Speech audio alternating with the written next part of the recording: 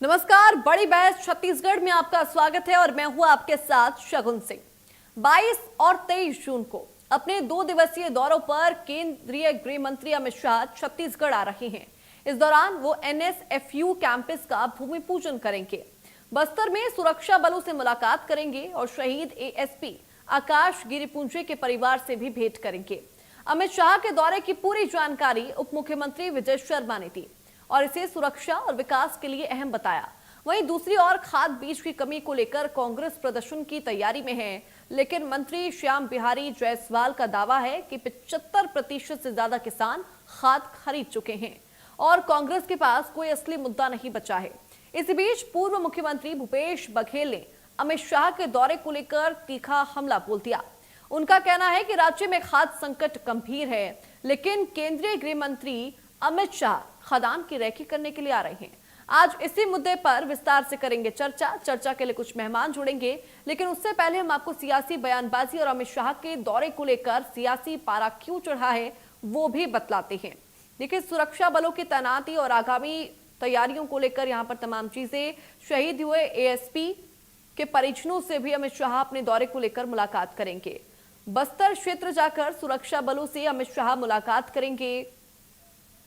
वहीं सुरक्षा बलों के कार्यों की सराहना करते हुए उत्साहवर्धन करेंगे केंद्रीय गृह मंत्री अमित शाह। 22 और 23 जून ये वो 2 तारीख हैं जब अमित शाह छत्तीसगढ़ में रहेंगे, छत्तीसगढ़ के दौरे पर रहेंगे। नवा रायपुर में नेशनल फॉरेंसिक साइंस यूनिवर्सिटी का शिलान्यास भी किया जाएगा। नक्सल प्रभावित क्षेत्रों की स्थिति की समीक्षा अमित शाह करेंगे।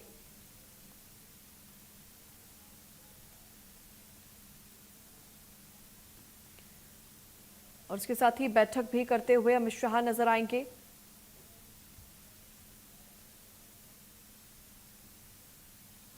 यहाँ है 22 को उनके आने के बाद बहुत बड़ी सौगात एक जो छत्तीसगढ़ को मिली है वो एनएफएसयू के कैंपस का है, नेशनल फॉरेंसिक साइंस यूनिवर्सिटी। उसका एक कैंपस छत्तीसगढ़ में बनेगा। उसके लिए 40 एकड़ की ज़मीन राज्य की सरकार ने दिया हुआ है और नया रायपुर में, और साथ ही साथ वह उसमें हमको लगभग 350-400 करोड़ रुपया केंद्र से वहाँ पर बिल्डिंग बनाया जाएगा, पूरा इंफ्रास्ट्रक्चर डेवलप किया जाएगा, वो केंद्र की पूरी मदद से होगा। और फिर वहाँ पर एनएफएसयू का एक कैंपस छत्तीसगढ़ में डेडिकेटेड होकर चलेगा। ये बहुत बड़ी चीज़ है। 3 जो नए कानून आए हैं हमारे, बीएनएस, बीएनएसएस और भारतीय साक्ष्य अधिनियम, ये तीनों ही जो कानून आए हैं, इन तीनों कानूनों में 7 साल और 7 साल से अधिक की सज़ा वाले अपराधों में फॉरेंसिक साइंस का बड़ा महत्व है उसका, और इसलिए बहुत सारे फोर्सेस की, बहुत सारे इसमें मैन पावर की ज़रूरत है। यहाँ पर छत्तीसगढ़ में इसके खुल जाने से स्टूडेंट्स हमारे आगे आ पाएंगे और बेहतर विश्व स्तरीय संस्थान है उसका एक कैंपस हमको छत्तीसगढ़ में मिलने वाला है एनएफएसयू का। साथ ही साथ एक और 6-7 एकड़ की ज़मीन साथ में लगी हुई है जिसमें हमारा फॉरेंसिक लैब, छत्तीसगढ़ का फॉरेंसिक लैब जो छत्तीसगढ़ सरकार का है, वह भी बनेगा। तो ये दोनों ही बातों का भूमि पूजन होना है। साथ ही साथ जब तक ये एनएफएसयू का कैंपस बनेगा तब तक उसका ट्रांजिट कैंपस होना चाहिए। तब तक पढ़ाई इसी सत्र से प्रारंभ हो जाएगी एनएफएसयू की, और उसका ट्रांजिट कैंपस जो शुरू होने वाला है उसका भी उचित स्थितियों में उनके द्वारा प्रारंभ किया जाएगा, डिजिटली प्रारंभ किया जाएगा। बाकी उसमें काम होने में समय है थोड़ा अभी। किस लिए आ रहे हैं तो वही बताएंगे। यहाँ तो स्थिति भयावह है, खाद मिल नहीं रहा है, सहकारिता उसके पास विभाग है, किसी जगह किसी सोसाइटी में चल रही डीएपी नहीं मिल रहा है, यूरिया नहीं मिल रहा है, बीज नहीं मिल रहा है। क्या देखने आ रहे हैं? वो खदान की रेकी करने आ रहे हैं। इसके पास कोई मुद्दा नहीं है, केवल सस्ती लोकप्रियता हासिल करने के लिए वो प्रदर्शन कर रही है। जब वो खुद सरकार में थे उस समय कांग्रेस के लोगों ने किसानों की चिंता कर लिया होता तो मुझे नहीं लगता कि ये दिन इनको देखना पड़ता है। छत्तीसगढ़ के किसान भारतीय जनता पार्टी से संतुष्ट हैं और पूरे प्रदेश में सभी जगह खाद और बीज पर्याप्त मात्रा में उपलब्ध है। 22 और आज इसी मुद्दे को लेकर चर्चा करेंगे, जो कि अमित शाह 22 और 23 को आ रहे हैं छत्तीसगढ़ में, और ऐसे में अब सियासत तेज हो गई है। कांग्रेस का सवाल यह है कि अमित शाह क्यों आ रहे हैं, क्या कुछ देखने के लिए आ रहे हैं। तमाम सवालों के जवाब लेंगे। हमारे साथ राजकुमार राठी जी बीजेपी प्रवक्ता के तौर पर जुड़ चुके हैं। राजकुमार राठी जी, बहुत स्वागत है आपका। वही कांग्रेस प्रवक्ता अजय गंगवानी जी भी हमारे साथ जुड़ गए हैं। अजय जी, आपका भी बहुत स्वागत है इंडिया न्यूज मध्य प्रदेश छत्तीसगढ़ पर। सबसे पहले चर्चा की शुरुआत सत्ता पक्ष के साथ में करूंगी। राजकुमार राठी जी, अमित शाह छत्तीसगढ़ आ रहे हैं, केंद्रीय गृह मंत्री अमित शाह, लेकिन उनके आगमन को लेकर सियासत तेज है। कांग्रेस का सवाल यह है कि अमित शाह क्यों आ रहे हैं। देखिए सगुन जी, ये बड़ा दुर्भाग्य का विषय है कि कांग्रेस का सवाल है कि गृह मंत्री जी क्यों आ रहे हैं। अरे इनको तो खुश होना चाहिए, देश का केंद्रीय गृह मंत्री छत्तीसगढ़ आ रहा है। और आपको ये भी जानकारी सगुन जी, कांग्रेस सरकार में मनमोहन सिंह की जब देश में सरकार थी, 10 साल कांग्रेस की सरकार में 126 जिले में आतंक जो है नक्सलवाद था। और उस समय के तत्कालीन प्रधानमंत्री मनमोहन सिंह जी ने बयान भी दिया था कि नक्सलवाद देश की आंतरिक सुरक्षा के लिए खतरा है, लेकिन किया कुछ नहीं। हमारे केंद्रीय गृह मंत्री अमित शाह ने इसे चुनौती के रूप में स्वीकार किया और परिणाम सामने है सगुन जी। 126 जिले में जो नक्सलवाद था 114 जिले से समाप्त हो गया है। अब मात्र 12 जिले में जो है नक्सलवाद बचा है। और छत्तीसगढ़ की बात करूं सगुन जी, तो लगभग नक्सलवाद समाप्ति की ओर है।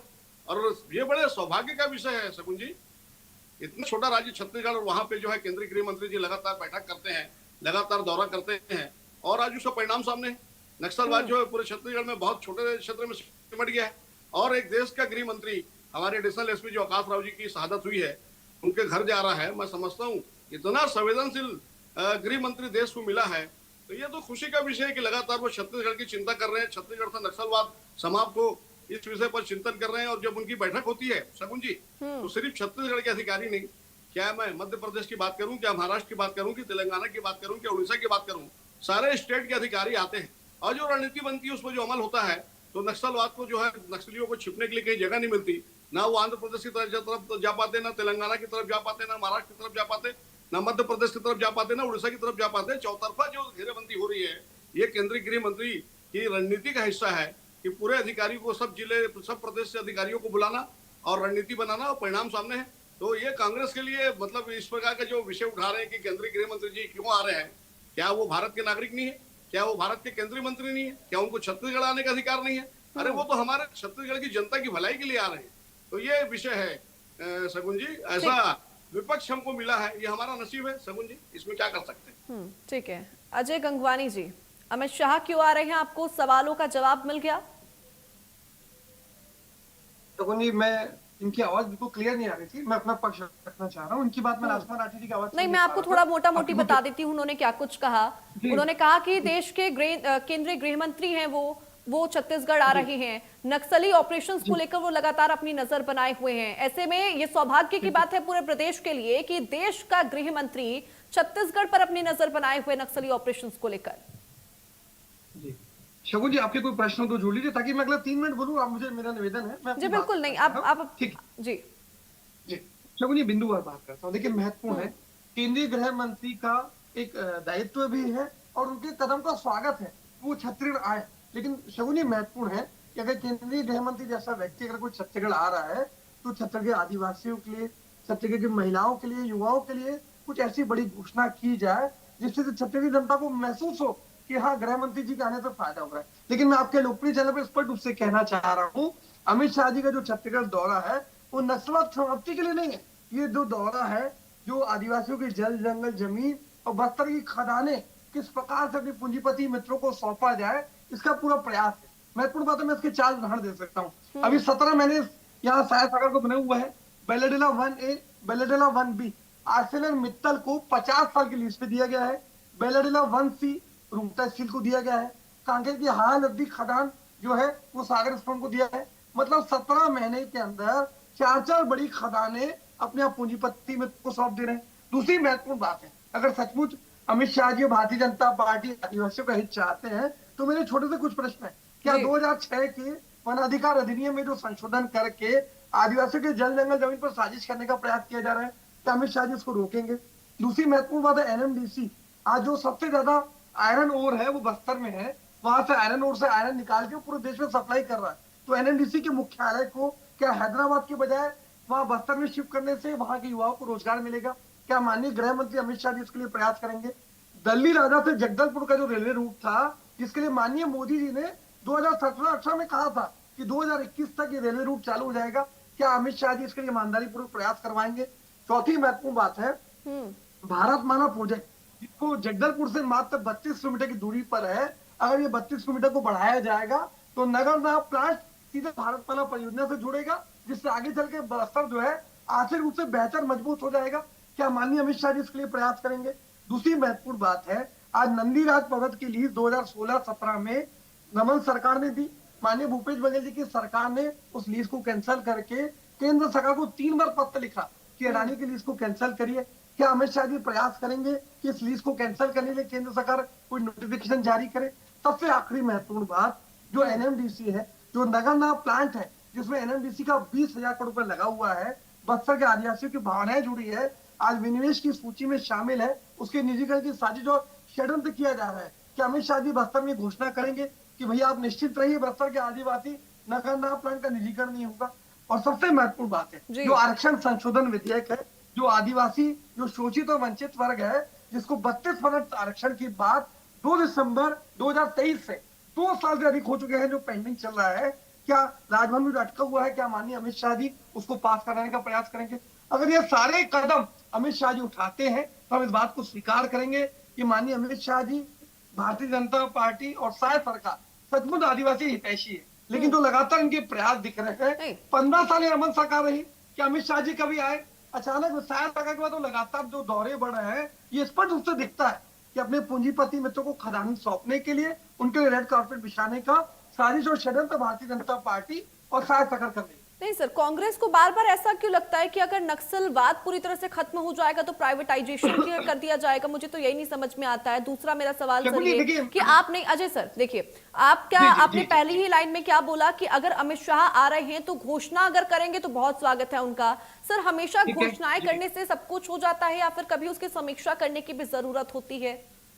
जी जी जी, और कुछ प्रश्न, मैं तीनों प्रश्नों के जवाब दूंगा। शगुन जी, मैं तो बैठा हूँ आपके प्रश्न के, इंडिया न्यूज छत्तीसगढ़ का बहुत लोकप्रिय चैनल है, यहाँ के दर्शक बहुत चैनल को देखते हैं, इसमें बहुत ऊर्जा महसूस करता हूँ जब मैं चैनल में आपके तीनों प्रश्न के जवाब देता हूँ। मैं जो भी बातें आपके चैनल पे कह रहा हूँ, इसके पीछे सत्य और तथ्य। मैं तो स्पष्ट रूप से, मेरे मित्र राजकुमार राठी जी भाजपा के प्रवक्ता बैठे हैं, 15 साल तक यहाँ रमन सरकार थी, जब नक्सलवाद मात्र 3 ब्लॉकों तक था, आप उसको खाद पानी देके 14 जिलों तक फैला लें। केपीएस के लिए नक्सलवादी थे, उसके लिए माननीय रमन सिंह जी कहते हैं वेतन और मार्च करो, तो नियति थी, मंशा दिखती है। आज इनके जगत पुराना 15 साल तक नक्सलियों को सामान सप्लाई करते पकड़ाते हैं। भानु प्रतापों के ठेकेदार धर्मेंद्र चोपड़ा, इन्हीं के पूर्व सांसद सोहन सर, 5 साल तो आपकी नहीं सर, आपकी सरकार भी तो थी सर, तब नक्सलवाद पूरा कंट्रोल में क्यों नहीं हो गया? शगुन जी, बहुत अच्छी बात आपने की। हमारे भूपेश सरकार ने 5 साल में विश्वास, विकास और सुरक्षा को लेकर काम किया। National crime report bureau NCRB के आंकड़ों अनुसार हमारे भूपेश सरकार के 5 साल के कार्यकाल में नक्सली घटनाओं में 80% और नक्सली घटनाओं के अगर आम आदमी और जो सुरक्षा कर्मियों थी उसकी शहादत में 52% की कमी आई। जगह गुंडा जैसे इंटीरियर क्षेत्र जहां आम आदमी जाने से घबराता था, हमने वहां झंडा फहराया। हमने लगातार हर 5 किलोमीटर सुरक्षा कैंप ऑर्गेनाइज किए। ये हमारे जो हमने बीज बोए हैं, जिसके फल का क्रेडिट लेने का प्रयास यहाँ की सहायक सरकार भारतीय जनता पार्टी कर रही है। हमने पूरी राजकुमार राठी जी, कई सवाल आपके पास है जिनका आपको जवाब देना है। देखिए सगुन जी, 5 साल इस प्रदेश में कांग्रेस की सरकार रही, इन्होंने कुछ किया नहीं। इंफ्रास्ट्रक्चर की बात करूं तो 1 रुपए का काम नहीं हुआ, ना कोई अंडर ब्रिज बना, ना कोई ओवर ब्रिज बना, ना कोई फ्लाईओवर बनी। अब 65,000 का कर्ज जो है भूपेश बघेल की सरकार ने लिया। नगनार में आदिवासियों पर गोली चलाने वाले आज भारतीय जनता पार्टी से सवाल कर रहे हैं और बड़ा बड़ा ज्ञान मेरे साथी प्रवक्ता बांट रहे हैं कि सरकार को ये करना चाहिए, वो करना चाहिए, फलाना करना चाहिए, ठिकाना करना चाहिए। मैं पूछना चाहूंगा आपके माध्यम से सगुन जी, इस प्रदेश में 5 साल कांग्रेस से सरकार रही, आप लोग क्या काम किया? खाली घोटाला करने का काम। पीएससी के माध्यम से छत्तीसगढ़ के लाखों बच्चों का भविष्य आपने बर्बाद कर दिया। शराबबंदी की घोषणा करके महिलाओं से वोट लिया, शराबबंदी तो नहीं की। शराब में 2100 करोड़ का घोटाला कर दिया आपने, रेत में घोटाला कर दिया, कोयले में घोटाला कर दिया। 5 साल कांग्रेस ने छत्तीसगढ़ को 10 जनपद का एटीएम बनाने का काम किया, छत्तीसगढ़ को चारागाह बनाने का काम किया, छत्तीसगढ़ को लूटने का काम किया। और तो और सगुन जी, नगनार में आदिवासियों पर गोली किसी ने चलाई तो कांग्रेस की भूपेश बघेल की सरकार ने चलाई। मेरे साथी प्रवक्ता पूछ रहे थे कि महिलाओं के लिए भारतीय जनता पार्टी की विष्णु देव साय की सरकार ने क्या किया। तो इनको जानकारी है और छत्तीसगढ़ की एक एक महिला जानती है। 70 लाख महतारी, 70 लाख शगुन जी महतारी को आर्थिक और सामाजिक रूप से सक्षम बनाने का काम किसने ने किया? तो भारतीय जनता पार्टी की विष्णुदेव साय की सरकार ने किया।